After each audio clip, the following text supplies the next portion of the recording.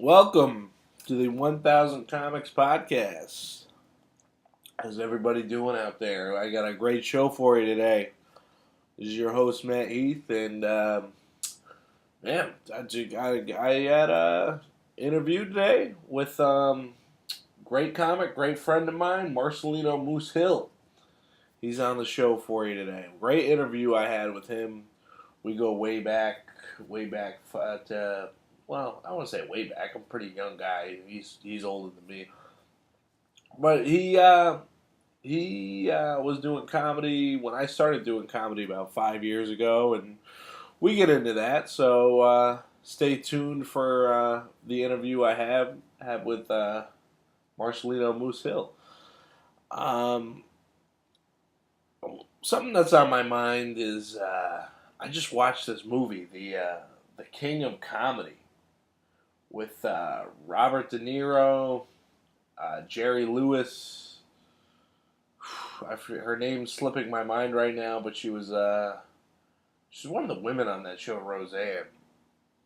But I'd say I think Scorsese's most underrated movie, The King of Comedy. I was 20 minutes into it by the time Marcellino came over. We started talking about it a little bit, but we couldn't talk about it enough because I only watched 20 minutes of it. But now that I watched the whole thing, I gotta recommend this movie because it is highly underrated. I don't even think people my age know about it because it came out in '82 and it was a flop. And it's De Niro plays a character that is just as mentally ill as his character in Taxi Driver. This guy is clearly insane, and you gotta check it out.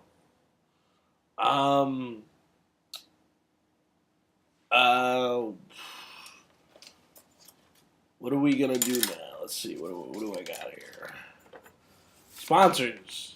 The 1000 Comics Podcast is looking for sponsors. If you'd like to sponsor the show, send an email to MatthewHeath.saga@gmail.com. That's Matthew Heath, period, SAGA, @gmail.com. Until then, I'll be pretty much sponsoring myself. If you'd like to buy some merch, come down to Yankee Peddler and Pawn in East Hartford, Connecticut, and I got my plays on sale there. I make clocks out of vinyl records now, and candy dishes. I make things out of vinyl records. It's pretty cool. It's my new hobby. Also, if you'd like to buy one of my books, you can go to Amazon.com. Go to Amazon.com. Just type in Matt Heath in the search bar, and all my books will pop right up. So go ahead and buy those. Well, without further ado, this is my interview with Marcellino Moose Hill. Enjoy.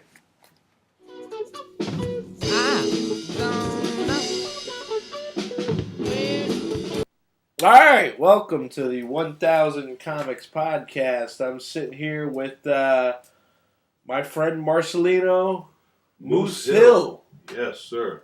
How you doing, man? I'm doing good today. How you doing? I'm doing all right. I was just watching the movie. Have you ever seen the movie The King of Comedy? Yeah. Yes. With I'd never seen that movie before. Yeah. I was just watching it while I was waiting for you. It's pretty good, right? I don't know how it ends. I just stopped in the first 20 minutes maybe. Yeah, I watch shows in segments. Like I watch something and my attention span decreases, so I got to change channel, and I could watch like 4 shows at a time. I don't know. De Niro in it is like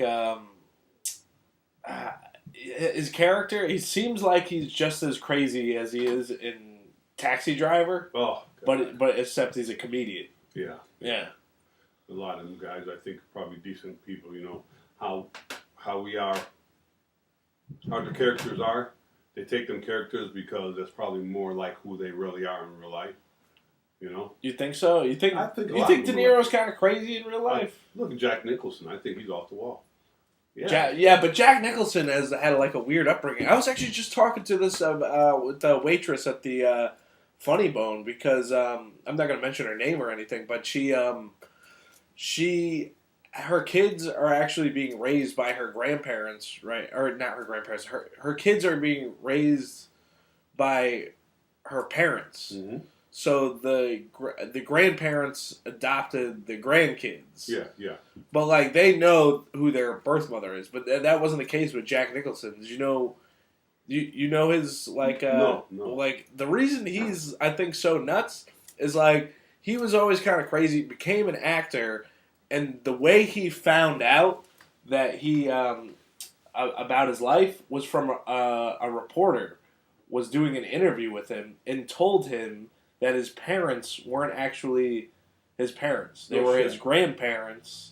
Oh. And his sister was actually his mother. Yeah, well that happened, but what a terrible way to find out. Yeah, but from like a reporter like doing a story on it.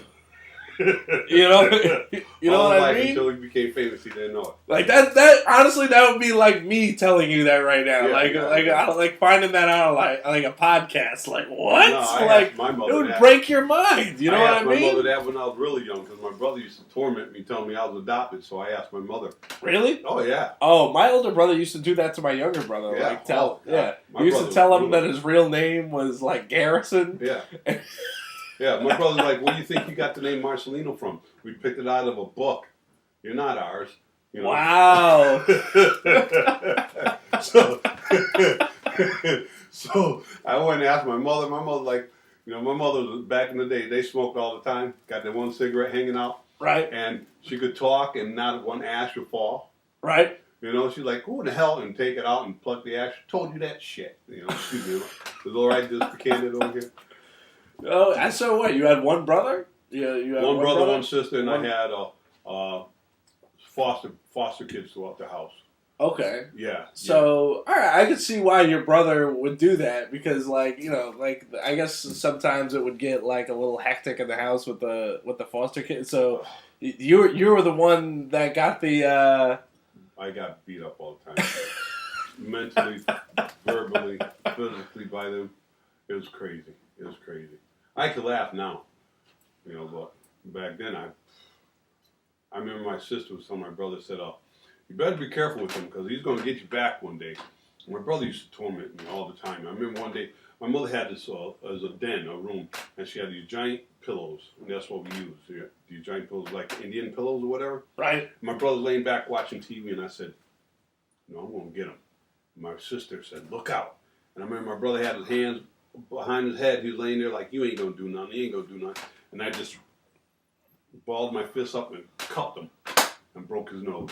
Whoa. And ran. Because I knew he was going to get me one day, but not then. I woke up like 2 days later with him straddling me with a pillow over my head. He was trying to suffocate me.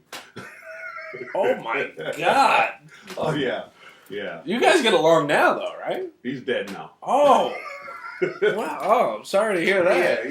Yeah. No, we, in later years. I hope you made amends, kind of like in later years. Yeah, it life. was really good. Yeah, it was really good. But during the adolescent and teen years, it was brutal. Did you grow up here in Connecticut? Connecticut, New Britain.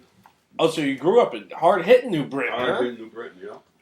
New Britain? I actually just went to New Britain to drop off a coworker, and that was the first time I had never been to New Britain. And as I'm driving around like the town to get to where I need to be, I'm thinking like, all right, I can see why I see all those news stories about New Britain. It's just like it's just so populated, it's like compared to other towns, it's like pretty densely populated. Well, the population died down a lot. Like remember back in the day, we had giant factories. We had Stanley Works, fasteners, right, and stuff like that, and the population was like probably twice as high.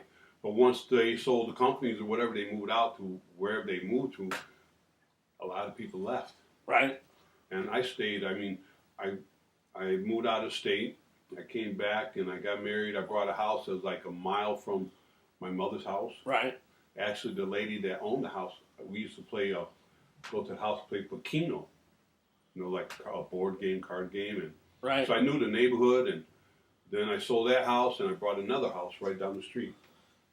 My girlfriend's waving from the other room. She wants me to offer you something to drink. So, Hi, honey. So you wanna Water? You want a bottle of water or anything? Yeah, water. That's right. It's actually right behind you. Oh, If you we're want to good. grab We're one. good. Yep. Now, where are you from?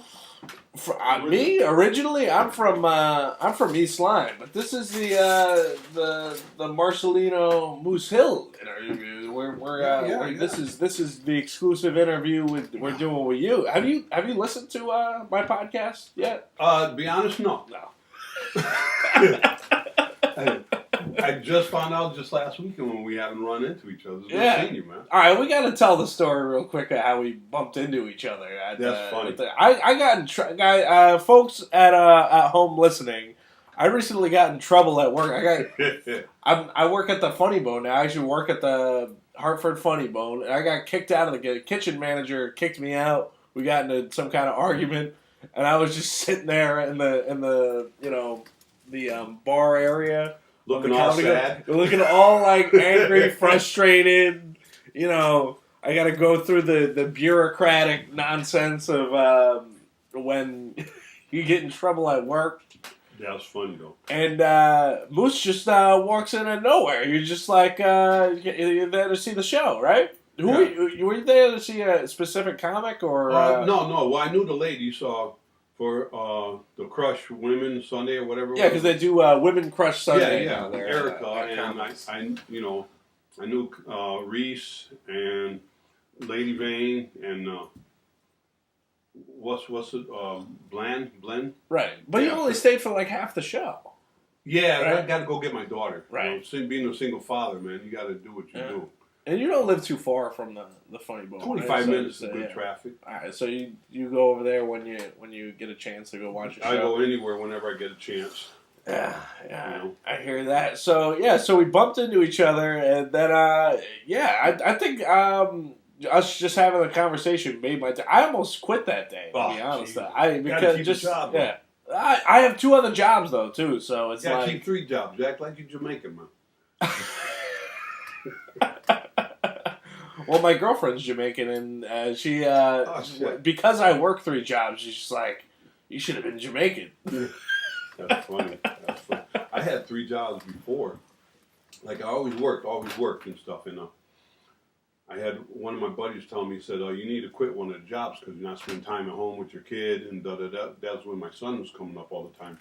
Right. Is that all right? Yeah, we're fine. So what happened was I was working at the Meadows Music. Right. And I worked a full-time job, and then I worked another part-time job at the Rockettes ballpark. Really? And my buddy's telling me how I need to quit one of the job. I'm like, I need the money, da-da-this, da-da-that, da-da-that. And I'm talking to him, and I get all the way to Hartford on a Friday. Excuse me, and there's no show there. Okay. He started laughing, said, "You went to the wrong show, huh? Wrong place." Yeah. I was supposed to be working at the Rockettes in New Britain. So I had to drive all the way back to New Britain, change my uniform. And they just said, "You might as well take the day off. You're so late." So I quit the Meadows. You quit the Meadows because you were late that day. I quit and they told you to go home. Well, there's nobody there. The whole park lot was empty. But it's just hustling, bustling all the time. And then when you go to the wrong job, because you think, something got to give. I've been told to quit the jobs anyway. Yeah. Through friends and family and stuff like that, because I was working so much.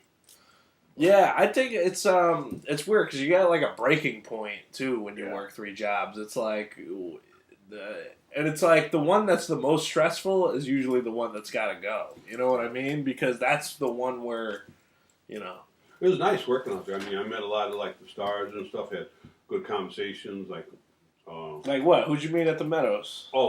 Steve Tyler. Sitting down and talk with him while he was doing his tour. Tell you a funny story. I had a 77 FLH Harley Davidson, right? Right. Giant ape hangers. I had it. I think I just painted it black with red flames and stuff like that. Right. So all of them come in. They tell me to open up the back gates because they come in from Boston and they're Lamborghinis and stuff like that. So all of them came in, just like a race car drivers. They came flying in there. So he gets out the car and we're talking for a while and stuff like that. He goes, "Hey, whose motorcycle is that?" I said, "That's mine." He goes, "Give me the keys. Let me take it for a ride." I said, give me the keys to your car. Let me take it for a ride. Really? And I'm like weighing out, you know. He said, you're serious? You ain't going to let me take it? I said, no, I'm not going to let you take it. Let me take your car. He goes, how many people, I asked him, how many people tell you no, that you can't ride your bike or something? But yeah, you don't give up the keys to your car. And he's like, what is fucking wrong with you, man? But needless to say, I didn't take a ride in his car. He sure didn't take a ride on my bike either. Oh, I don't know. I feel like, because how long have you been a motorcycle driver? Oh gosh, 40 years now I've been riding. 40 years? Yeah, I almost took the bike out today. There's something about it where it's like it's almost like an intimate relationship with a piece of machinery. You know what I mean? Yeah. It's like, I'm sure just because, you know, whether it's like a big star or not, like, that's like somebody being with your woman, like somebody like ride your bike. Yeah, you don't what I mean? let anybody just ride your bike, man. Yeah. I'm not. If I had a lady, I'm not gonna let anybody ride my lady either. You know.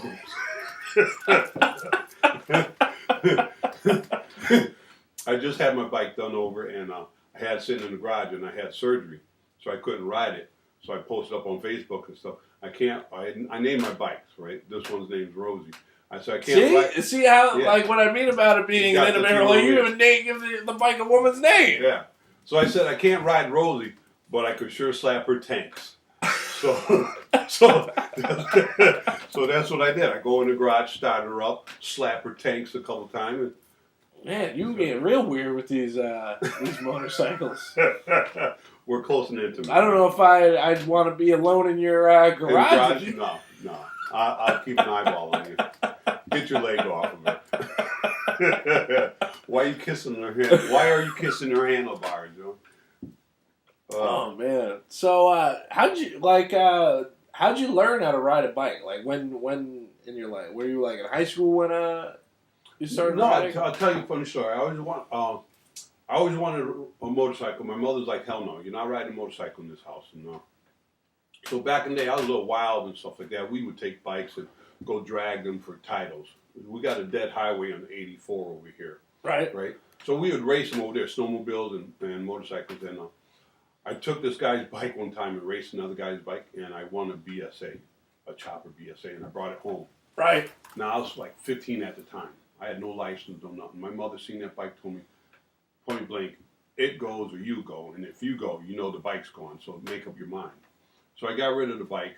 Okay. My mother went to Hawaii, and I was home, and it was a Suzuki 125. I brought it from my buddy. I thought I was a badass back then. I brought the bike, and I'm cleaning the bike up. My neighbor's in their window and stuff like that. I had my little 32 ounce or whatever Budweiser. I'm going to go get my little girly girl. I'm cleaning the bike up, and I flipped the bike. I seen the house across the street. I seen the trees. I seen the sky. Then all of a sudden, thunk. I did a total flip on the bike because I came off the clutch. Holy shit. And the bike landed on me and broke my ankle. Yeah. And my neighbor came out the house, helped me turn off the bike. She didn't know what to do. I told her, turn off the bike.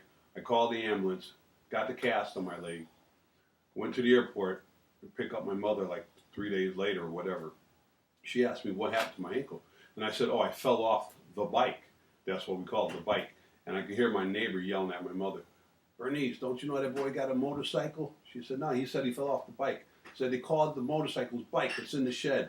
And then my mother, I could hear the shed open up. My mother seen the bike. She said, once again, you go or the bike goes. And if you go, you know the bike's gone. So make up your mind.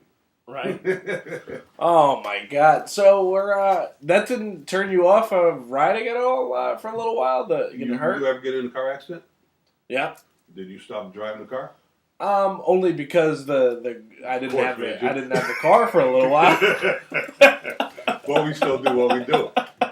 Yeah, we still do what we do. Yeah, I mean, yeah, I guess you're right. I mean, I've always like had when it comes to motorcycles, like it's always been like I think like a fantasy, like in the back of my mind, to like ride a motorcycle. Like, I liked the show Happy Days when I was a kid, and then like one of my favorite movies is actually Easy Rider.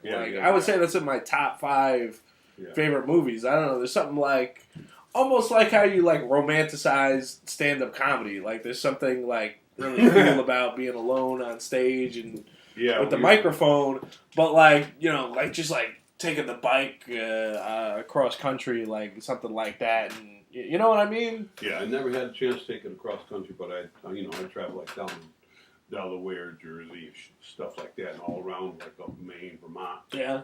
And stuff. I like to do my day trips because, like I said, being a single father, I'm not away from my home too long. Right. And now my daughter's a little older where I could do these little day trips and stuff, My son actually grew up on my other bike where he was like 2 years old. He's sitting on the tank, and then he got a little older, had him on the back of the bike, and I remember there was a bunch of us. There was like 20 of us. We were taking a ride down to the fireworks down in New London. Right.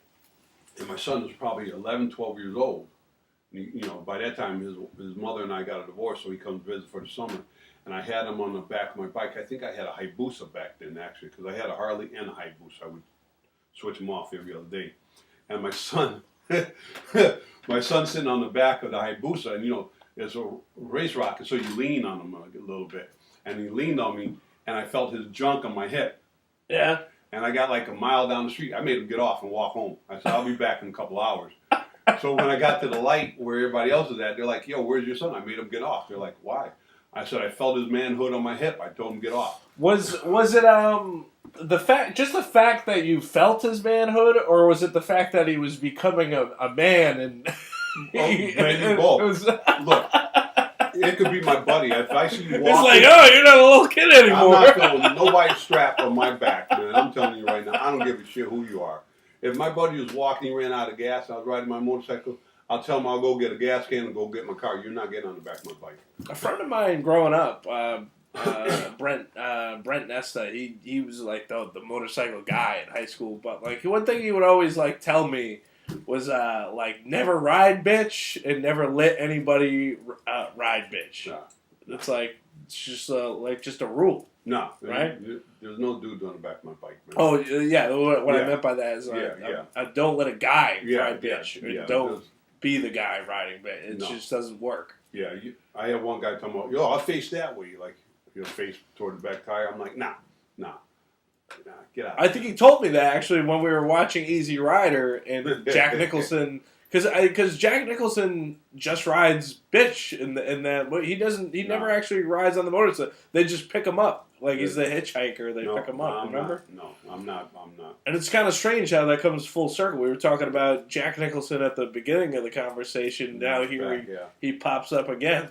I'll call the cab for you. You got to be crazy because we're talking about how he's crazy. And you got to be crazy. Some people tell you they know how to ride, and then they get on your bike. Like I picked up, several ladies, friends of mine or ladies out dating. Oh yeah, I like to ride, and they have no clue how to ride. They don't lean right. They, and you can feel the gravity taking over and stuff like that. Yeah. Get off the bike.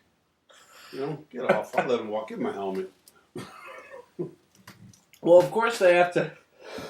If they've never done it, they kind of have to lie to you, right? Because are you gonna let somebody ride with you that's never done it? Yeah, then I go slow a little bit until you get comfortable. All right, I got you. Know how to ride, and then I'm taking off, and you're not leaning right, and you feel the weight difference, because they're not leaning in the corner or whatever, or they grab you by your, by your hips and squeeze because they're a little scared, Right. Get out, just be honest about this stuff, Agreed. Just be honest. Like, I want to know if they're holding dope, so they're not getting in my car, Man,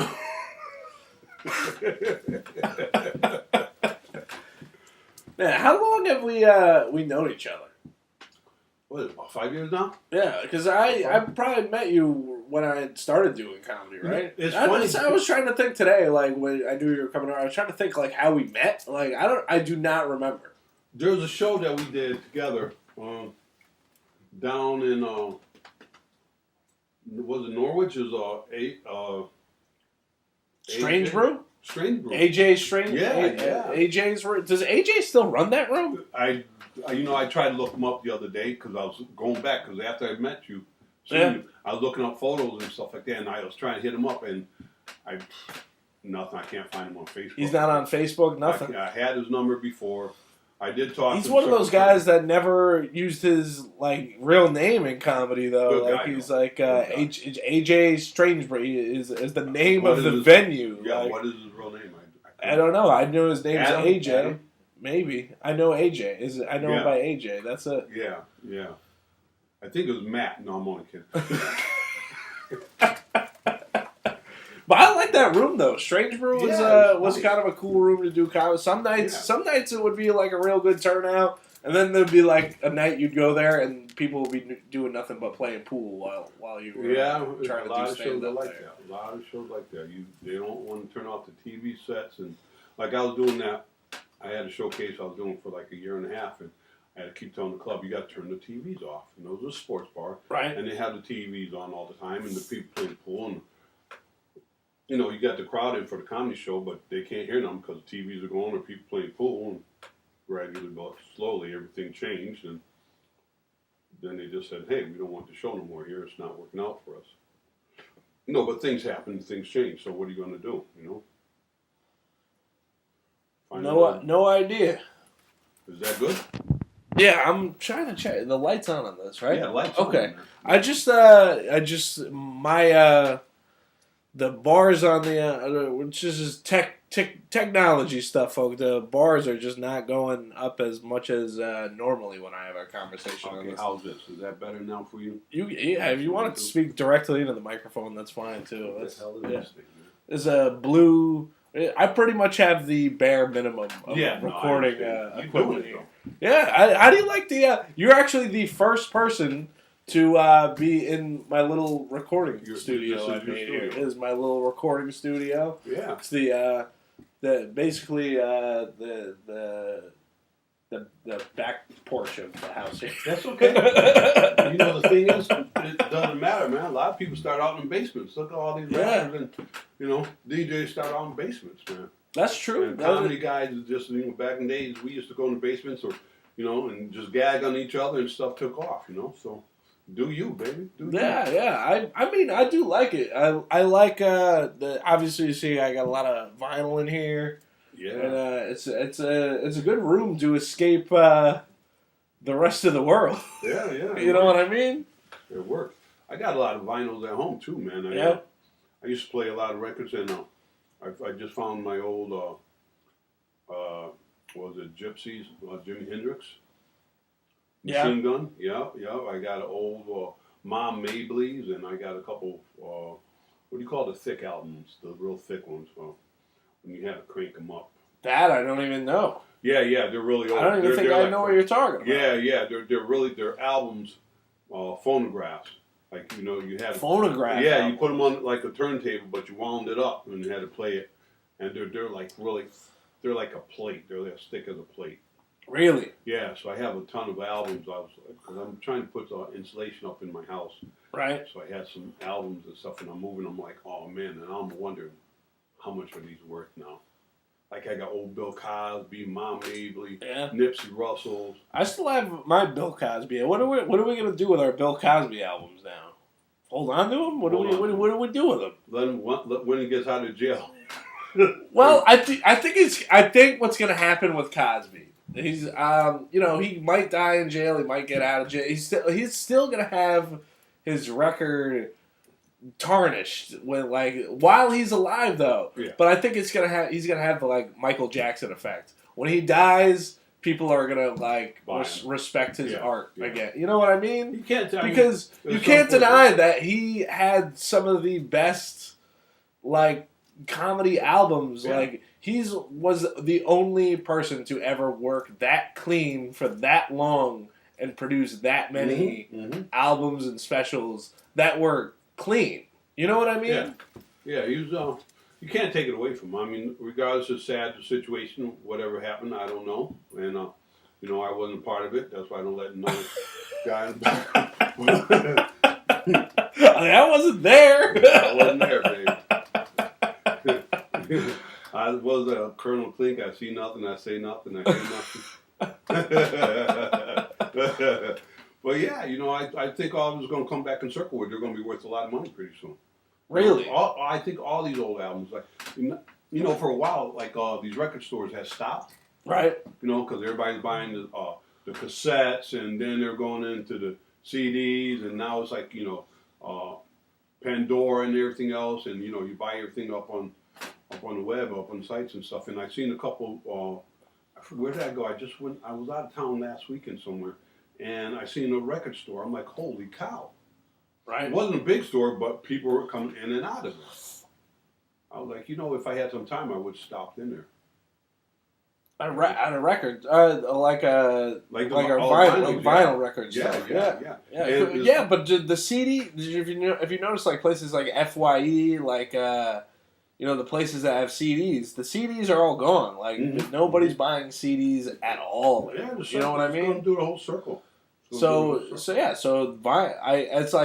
either you listen to it online or you listen to it on vinyl. Yeah. Like those are like the two things. I even found some old VHS. Yeah. And I'm like, there's nothing on them, so I'm kind of wondering, what's really on them? I work at a pawn shop also, and I have what came in the other day is a VHS. It wasn't a VHS player. When the guy put it on the counter, I was like, "Oh, we don't take VHS players anymore." And he's like, "It's not a VHS player.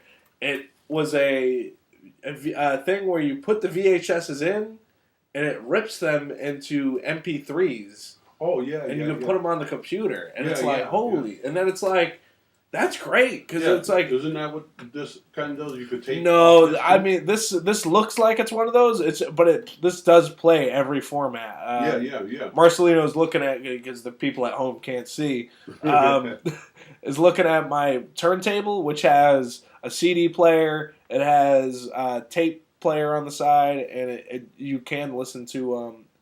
It's got an auxiliary port, so you can listen to like the phone and stuff like that too. So it's got everything, but it doesn't rip the vinyl into MP3s, which would be cool. I think they do make those. Yeah, they do. I have seen them actually, where you could download them all onto even put them on a hard drive or something like that. Do you still have a lot of VHSs at home? Yeah, I still do. I don't want to get rid of them. Do you still watch them ever? No, I have none to play them on. The thing is, I've noticed that the VHSs, because they're getting old, like they only have old ones now. They don't make them anymore. Yeah. If you watch one, like you got to be careful not to like let it go like all the way to the ends, because sometimes because the tape is old, it will the tape just like because the tape is old, it's dry. It just sucks the tape into the other side, and it's like unless you're like really handy, you can't get once the tape rips off the thing, and you can't use it. Yeah. There's a shop in Windsor that does all that though. If you got vinyl, VHS, the guy he has a nice little studio. Right. And he will transform, put them on a hard drive for you or whatever. He'll do whatever you want to do. Right. But he probably charges a good amount of money to do that. I guarantee he's killing it. But I bet I could do that too. All I got to do is take home that VHS MP3 thing home from the pawn shop. I can start my own business. There you go. You know what I mean? Obviously, you work there. You could get them. Speaking of starting my own business, have you seen I got the vinyl record clocks. I've seen I make these, and I make these vinyl record bowls too. All you could do is put nuts on it. Nuts. This one's filled with potpourri. Yeah. Oh, I found looking at them too. I found an old Cheech and Chong album with that paper with the giant giant paper. Yeah. Yes, I actually have that one too. That one's in there. No shit. Yep. Yeah. I was like mad. I was like surprised I didn't use that when I was younger. So that one's actually worth some money if you have the big bamboo with the it's still got the paper like the clear paper all around it. Yeah. I played the album a couple times, but everything's still intact. You know what's crazy about that is I actually told this story already on the podcast, but it's okay because you're bringing it back up. I had that album hanging on the wall in my apartment down in Florida, and one day I get out of bed at 4 a.m. I don't know, get some water or something, and I walk in, I turn on the light, and that album is inside a plastic sleeve. Yeah. A roach had crawled in the plastic sleeve, and I'm like, out of all the albums, there's gonna be a roach in that one. There's gonna be a giant roach in an album with a giant rolling paper. 2 different meanings of roaches. That's stupid. I'm sure a couple of us smoked one of them too at times. But back in the day. Oh, You don't smoke any. No, days, I'm clean. You're completely clean. We were talking about this the other day. Like you don't drink. Don't drink. You don't even drink coffee. I don't. I drink coffee at breakfast. If I have breakfast, if I go out, like I have coffee machine at home and stuff like that. I don't even make coffee at home.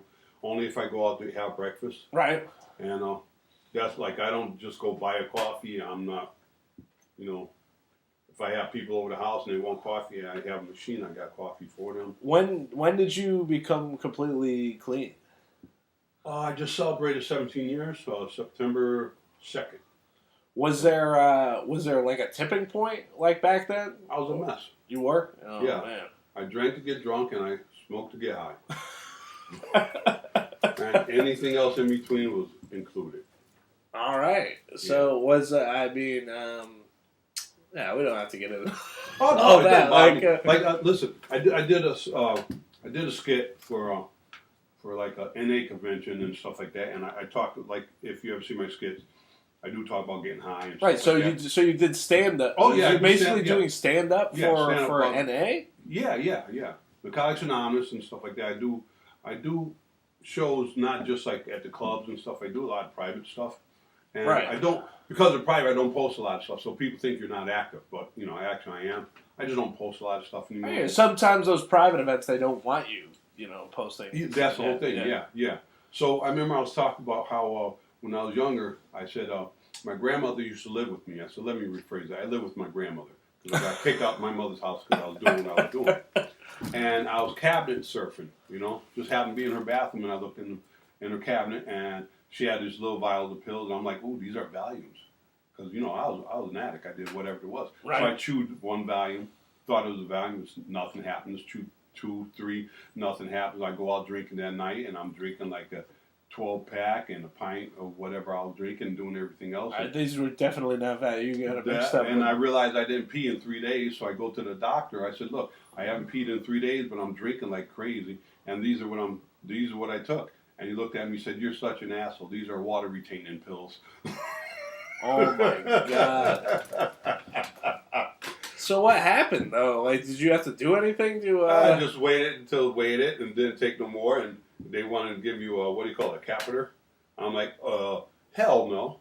Ugh. So I waited, but when I finally went, I swear to God, I broke the World Guinness Book of Records for peeing because it felt like I peed for like 12 minutes. It's like that scene in Austin Powers where it just doesn't stop. Dude, my bladder was coming out, man. You could see it through, it was like nuts, man. It was nuts. Oh, so, yeah, that is pretty bad, taking pills from your grandmother, man. But I like that story, though, because you got your comeuppance, like... They were blue, thought they were Valium, they weren't, I couldn't pee. We learned things. Like certain friends I had back in the day, I could not hang out with them because they were just... I thought I was bad, these guys were off the wall. Right? Yeah. What kind of trouble did you get back in the day? We're on air, I'm not discussing that. Enough to get kicked out of every place I ever lived. Wow. Yeah. I mean, yeah. Yeah. I can see that. Yeah. This is another funny thing. This is a couple years ago. I was at the supermarket and I'm shopping. I'm walking down the alley and I see this girl staring at me. Okay. I'm like, okay, what is she staring at me for? Pretty attractive lady and stuff like that. And I said, oh, I bet you I hit her up one time or something like that when I was using and stuff like that. She comes up to me. She says, Moose? I said, yeah. And because she called me Moose, I knew it was from a long time ago. And we're talking for a minute. I'm like, okay, where exactly? Where you're almost embarrassed to ask somebody what's your name, where I know you from? Yeah. I know we had... Because you didn't want to, because, like, you could be like you feel like a jerk, So I knew we got high at some point in time together. And then all of a sudden I see this guy, he looks, and he comes over. I said, oh, they're a couple. That's right, they're together. Oh, now I know where I met them at. I used to get high at their house or whatever. And he's looking at me, he's talking, he's like, Moose, I haven't seen you in a long time. And he looks at me, his head tilted like a puppy hearing a new tune. And he said, yo, when did you stop stuttering? I said, about 20 years ago.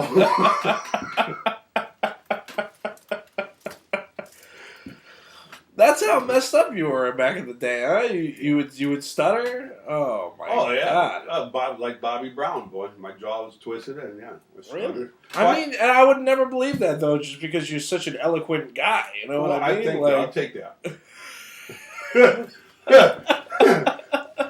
Can I say that bit and tell my ex that and record that for my ex? Look at my ass. You can have her listen to the podcast. You might have a new member now, Isn't that funny? Well, yeah, a lot of when I get into it, and if the crowds, because a lot of times you know how it is, comedy, certain jokes, certain skits you can't say because the crowd's not going to appreciate it. Right. You know what I'm saying? But if I know that if I could use it, because I'm not going to force it, if it just flows with it, then I'm going to use it. And I talk about the recovery. I talk about going out using and stuff like that. Yeah. Do you think performing for like those benefits? Do you think it kind of changes your act a little bit? Do you think it makes you more open? Let's say you're performing for NA and you're kind of telling them, because you're kind of like giving them something you wouldn't normally in a club. But do you think it's like, well, this is actually funny. I could add this to my normal act. Oh, a lot of You know what I mean? Yeah.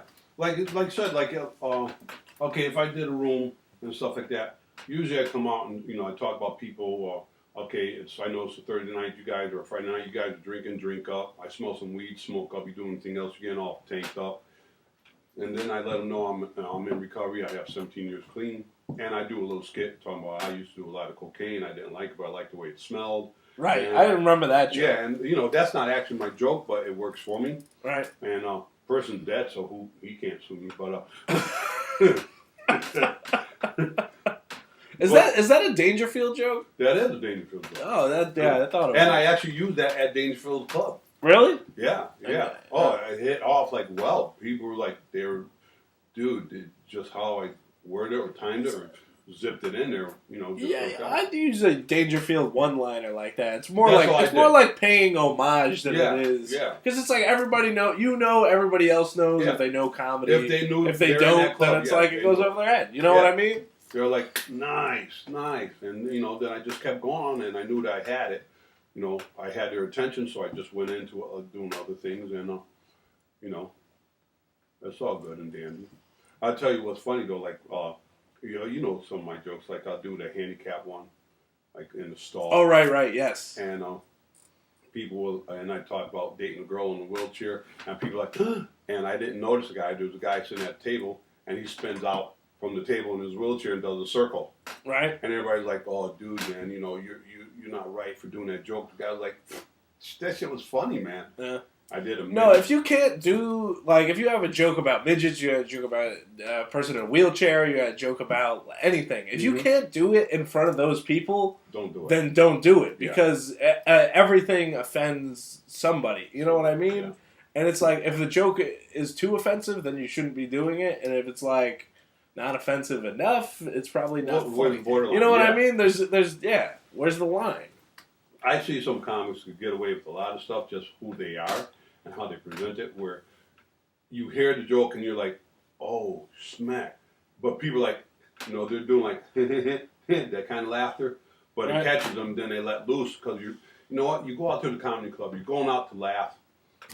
Why go and sit up there and be a tight ass and not want to laugh? Right. Like I was just reading somebody's Facebook page yesterday where they did a show, and the gentleman came out to the show, and I think it was a death or something happened to him that was, very tragic, and he didn't want to go, but his wife forced him to go. And the guy actually went up to the comic later on and said, I went through a hard time. I didn't want to come. My wife made me come, and I'm so glad I came because you made me laugh.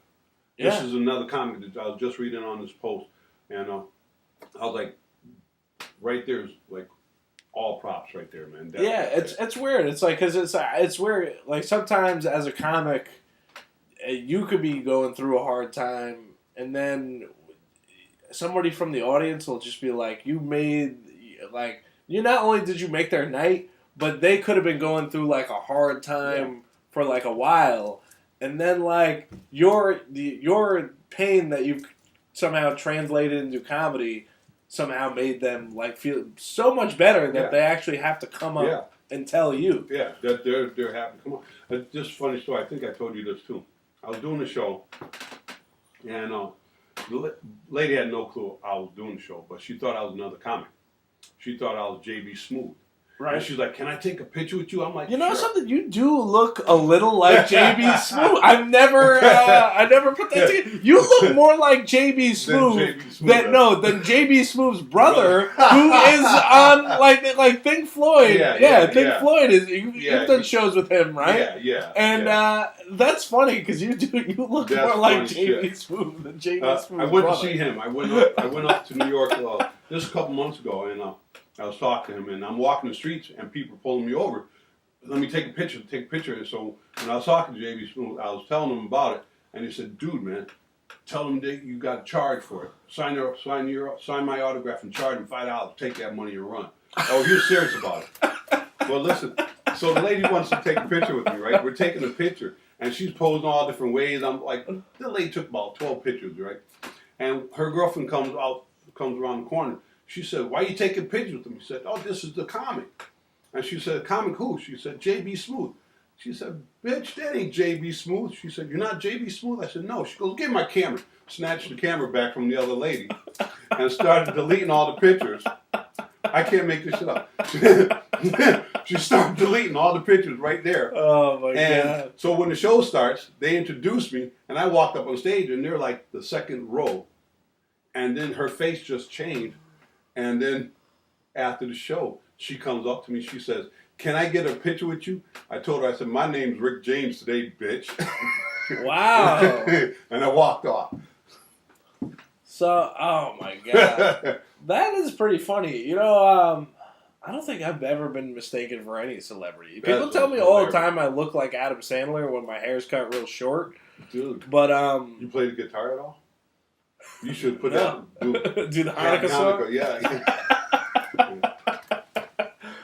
But that is funny, though. I seriously do think you look more like JB Smooth than JB Smooth's brother does.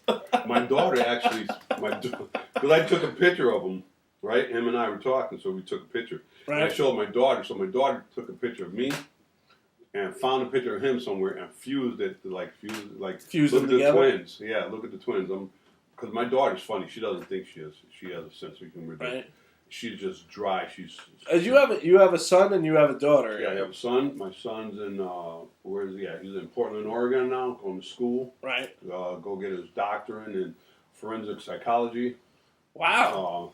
I don't know where he got that from. My daughter's on the National Junior Honor Society, and she's really a pistol. She's 13, and by the love of God, she's not going to make it to 14. No. That's a tough age there. It is tough. Yeah. Not only for her, but for me.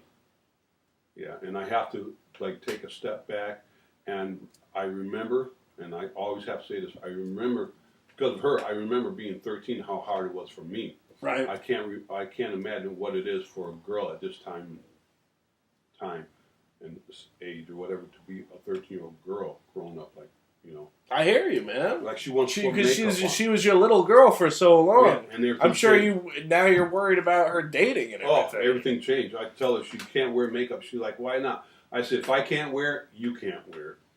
Point blank. Wait until you're a little older. That's a very logical response. If I don't wear it, you're not wearing it. And she makes that face. She's just like, her sense of humor. She's like, she's quick, but she's dry. She just says something that's hysterical. Do you let your daughter ride on the back of the motorcycle with you? Oh yeah. Yeah, no, she could ride. Because she doesn't have any junk, so she's good. No, oh thank God. Yeah. What's that in your pocket, hon? Just drive, Dad. I got places to go, people seeing things to do. Well, she's sharp. They had a show at Broadway Comedy Club for kids. Really? And yeah, this is like last year or so.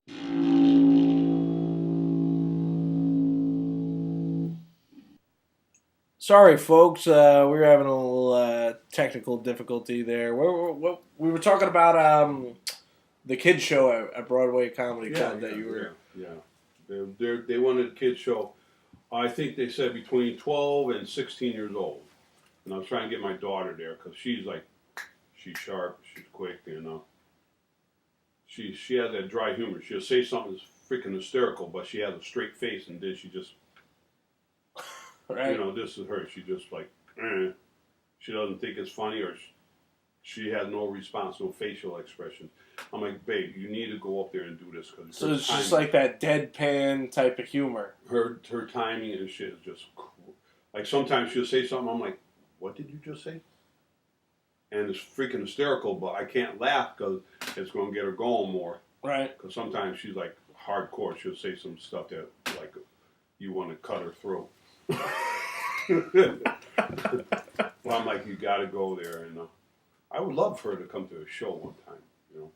I mean, there's shows you could take her to. Obviously, you can't take her to like a place like the Funny Bone, but you could take her. I mean, why not one of these private events you do? Because we a lot of times like the private ones are adult humor. Yeah, I can see that. There's so many comics that are like, there's really no like. There's no showcase where there's at least every showcase you're on. There's at least going to be one comic where you're going to be like, "Well, I really wouldn't want her to see that." Yeah.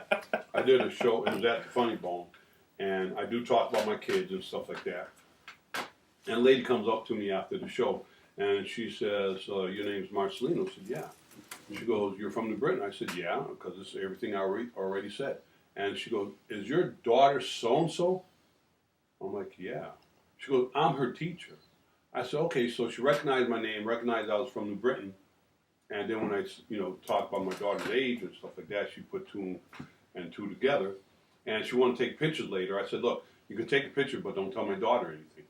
Don't, because I don't want her." I promised her before I wouldn't do no jokes about her, and I did like probably a 10-minute set on her or so like that, and she was like, "Fine." And my daughter, that was like on a Friday night. She was at her grandparents'. I go to pick her up Monday after school or something like that, and she's not talking to me. She's like this. I'm like, "What's the matter, babe?" So, excuse me, the whole night she's not talking to me. And then she goes on her phone. She goes, "Look." Shows me the picture of her teacher, and then she found a skit up on YouTube. Wow. Where I talked about my son, I talked about her, and she was pissed because I used her. And she was this something you filmed, or was this somebody else filmed? Somebody see that isn't that the biggest problem with YouTube is the stuff that's on there of comics, and it's like comics that are at our level. Like we're not famous, but we've been around for a while and we've been doing it. People will film you. That video will go up online, and there's no way you can take it down because somebody else filmed it. Did a show in New London one time. And this guy had a nice camera set up, and I asked him, I said, "Do you work for the club or do you work for the host that's doing the show?" He said, "No, I'm so-and-so. I have a private website and stuff like that." And he's filming all these comics. So he's asking comics if he could film them. And I told him, "No, don't film me." The problem with that is that he's filming the comics. They're doing their skit. And he's putting it on his website, and he's making money off of it. And you're not getting anything. So, a couple other comics caught wind of it and told him they can't use it. Because we looked up on his, I forgot his name, looked up on the website, and he was getting like 1,000 hits over here, 200,000 over here. But he's making money off of it, and you're not getting on it. So that's all he does. Goes to different comedy clubs or different little shows. "Hey, can I film you?" Once you say yeah. Then he posted it, and now he's getting hits off of it, and he's making money. Right. And you're not even aware of it. Yeah, that ain't right. No, but I think I was at Joker's Wild. Somebody was doing something similar to that, and who knows? There's probably videos of me out there that I don't even know about. But there are ones on YouTube I do because I occasionally you'll type in your name on the internet and see what will come up. And there's videos up there that it's like I don't let. It's like my early years of stand-up.